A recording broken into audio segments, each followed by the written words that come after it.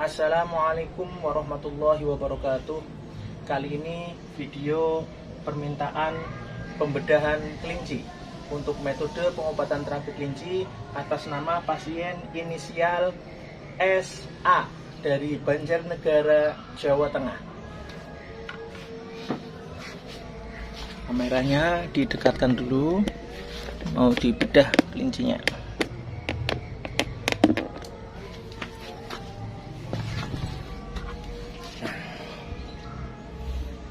Ya, ini bahwa metode pengobatan itu ada dua jalan ya, pengobatan zahiriyah dan pengobatan batiniyah.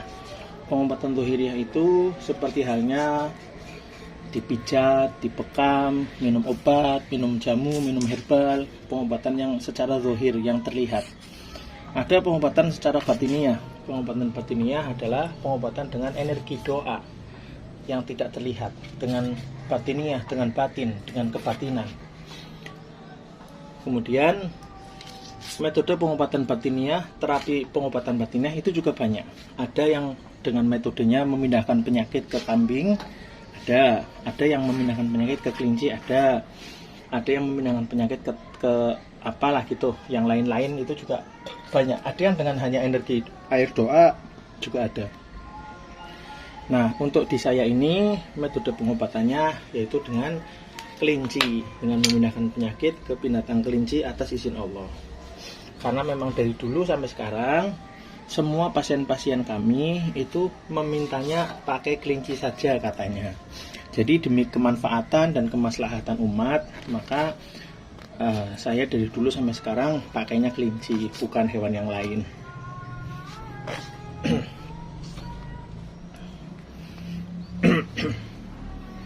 Ini nanti kita cek penyakit apa saja yang terlihat di kelinci.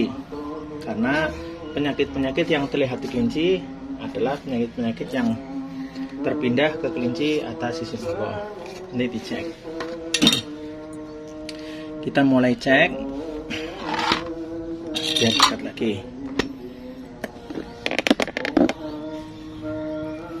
Ini di sebelah sini kelihatan ya. Ini ada gelembung-gelembung berbusa ini. Ini namanya gelembung masuk angin namanya. Terus di sini, nah ini juga ada gelembung-gelembung berbusa ini. Kemudian di sini juga ada. Ini gelembung-gelembung berbusa. Kemudian di sini, ini juga ada. Ini gelembung-gelembung berbusa. Itu namanya gelembung masuk angin. Ini gelembung masuk anginnya banyak ya. Jadi gelembung masuk angin adalah masuk angin yang masuk ke dalam tubuh sudah lama dan banyak. Terus tidak bisa keluar anginnya. Maka jadilah gelembung yang seperti ini, yang melekat sama daging, melekat sama kulit. Ini sebelah sini ada nih. Sebelah sini tadi belum saya kasih tunjuk kayaknya. Nah, gelembung masuk angin ini bisa menyebabkan badan demam, badan lemes, bisa menyebabkan mudah masuk angin, mudah meningkatnya cairan asam pada lambung. Jadi kalau gelembung masuk anginnya banyak, itu asam lambungnya sering naik.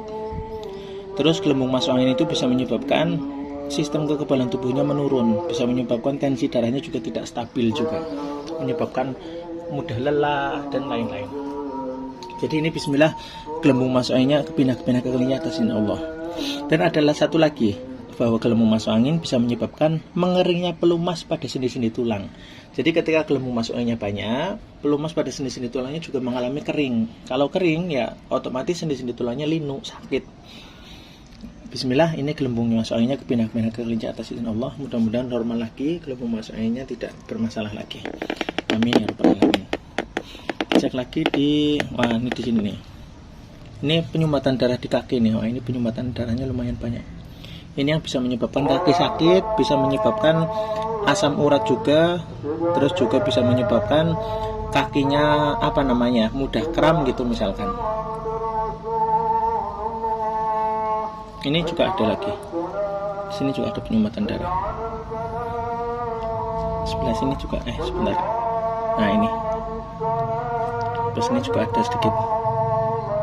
Nah, ini merah kehitaman, penyumbatan darah. Nah, ini di sini juga ada. Ini penyumbatan darah juga.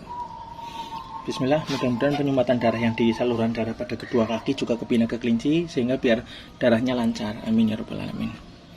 Kemudian ini, nah ini yang merah-merah ini yang mana sendi tulangnya rusak ini, osteoartritis, kerusakan pada sendi tulang. Biasanya ketika ada sendi tulang yang pelumasnya kering, itu akhirnya mudah kena seperti ini, osteoartritis, kerusakan sendi tulang, atau osteoporosis, pengeroposan pada sendi-sendi tulang.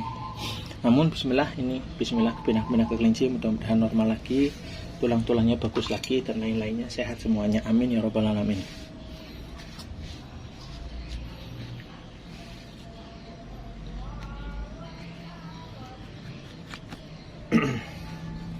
Dicek ya.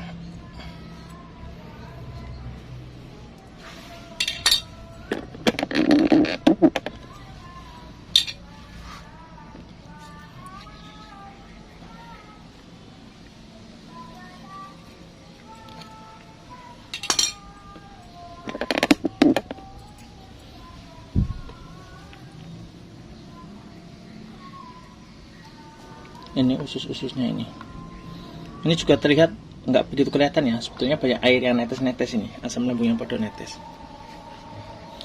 Ini kita cek di sini, ini kembung, ini ususnya kembung, sebelah sini kembung, usus untuk pembuangan ini, pembuangan BAB ini kembung, yang bisa merusak atau bikin masalah pada pembuangan. Itu mungkin memang saking banyaknya angin yang masuk ya, jadi sampai masuk ke usus-usus itu.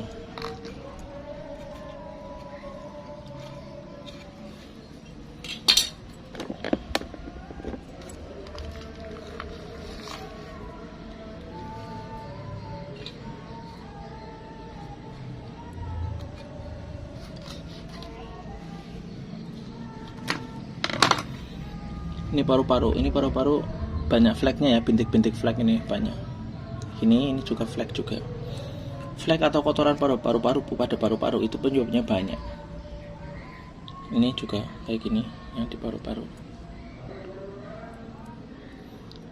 Merah-merah kayak gitu, flek-flek kayak gitu. Sebelah sini juga ada itu. Nah, flek itu penyebabnya banyak pada paru-paru. Bisa karena menghirup udara yang tidak sehat. Asap kendaraan, asap rokok, asap zat kimia yang lainnya, dan macam-macam semuanya. Ini bismillah, mudah-mudahan kepindah semuanya ke kelinci sehingga paru-parunya bersih lagi, amin ya rabbal alamin. Ini jantungnya juga agak keras ini. Biasanya jantung keras itu gara-gara paru-paru bisa jadi. Maksudnya bahwa misalkan menghirup udara atau asap, itu kan nggak cuma paru-paru yang kena, jantungnya juga kena. Apalagi paru-paru sama jantung itu mereka berdampingan, pangkalnya sama. Jadi ini juga mengeras, ini jantungnya keras banget ini, harusnya lentur. Maka ini bismillah diikhtiari pindah ke kelinci, penyakitnya pindah-pindah ke kelinci atas izin Allah. Mudah-mudahan jantungnya lentur lagi, nggak keras lagi, nggak bengkak lagi, amin ya rabbal alamin.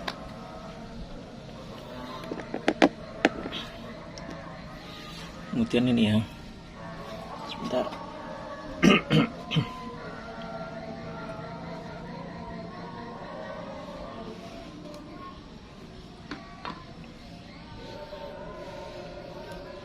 Ini biji kemaluan ini.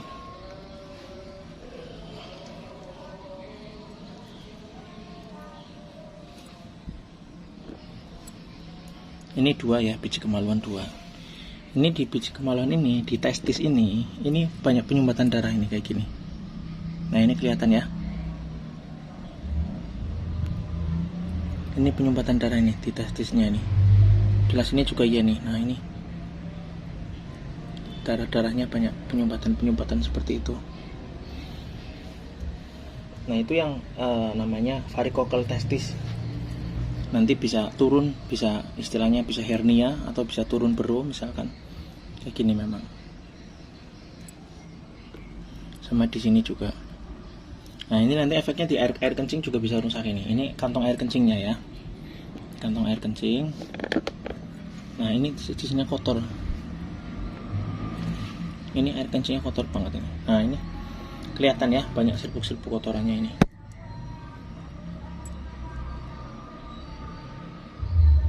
Nah, ini kotoran-kotorannya. Ini kotoran semua penyakit sebetulnya, nggak cuma yang di varikokel testisnya juga. Semua penyakit-penyakit yang di tubuh lewat doa dikasih dibantu doa supaya penyakit-penyakitnya keluar semuanya lewat air kencing. Jadi lewat kantong air kencing Bhinneka Kelinci ini juga ya. Terus pasien juga di rumah pasien kencing setiap hari juga insya Allah sekaligus membuang penyakit-penyakitnya. Karena di sini kami juga bantu doa supaya penyakitnya keluar lewat air kencing juga saat pasiennya buang air kecil. Cek lagi yang lain. Ini organ hati ya. Organ hati insya Allah tidak ada masalah yang berarti. Paling hanya ini ya, organ hatinya kayaknya pecah-pecah ini. Ini banyak sobek-sobek pecah-pecahnya ini. Organ hati itu pabrik darah, dia pengelola darah. Jadi ketika ada sedikit kerusakan pada sel darah, maka terjadi kerusakan juga pada organ hati. Ini juga ada flagnya ini, sebentar. Biar kelihatan dulu di HP. Ini kelihatan ya, ada putih-putih ini. Nih, ada putih-putih. Insya Allah kelihatan. Nih. Itu pertanda bahwa ada banyak darah kotor gitu kan, sel-sel darahnya banyak yang kotor. Karena organ hatinya juga seperti ini, ada kotorannya. Itu pertanda seperti itu, karena organ hati itu pabrik darah, dia pengelola darah utama pada tubuh. Ketika sistem darahnya kotor atau rusak, maka organ hati juga ada kotoran-kotoran seperti itu. Tapi bismillah, lewat doa terapi kelinci mudah-mudahan kepindah semuanya, organ hatinya normal sehat.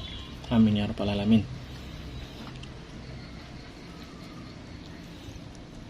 Usus, kita cek ususnya coba. Nah, di usus ada ini radang usus namanya. Kelihatan nggak ya ini?